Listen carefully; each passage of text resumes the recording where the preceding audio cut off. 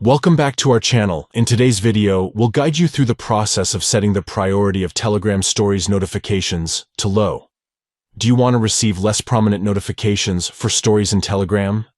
By setting the priority to low, you can ensure that Stories updates take a back seat and don't interrupt your workflow. So, let's dive into the step-by-step process of setting the priority of Telegram Stories notifications to low. Let's get started. Step 1. Open the Telegram app on your device. Step 2. In the top left corner of the screen, tap on the 3 stacked lines. This will open the menu options. Step 3. From the menu, select Notification and Sounds. Scroll down until you find the option labeled Priority.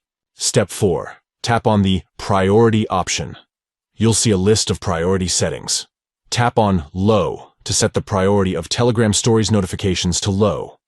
By following these simple steps, you can easily set the priority of Telegram Stories notifications to low and ensure that they don't disrupt your workflow or distract you. Setting the priority to low for Stories notifications is especially useful if you want to minimize interruptions and focus on other tasks without being constantly notified about Stories updates.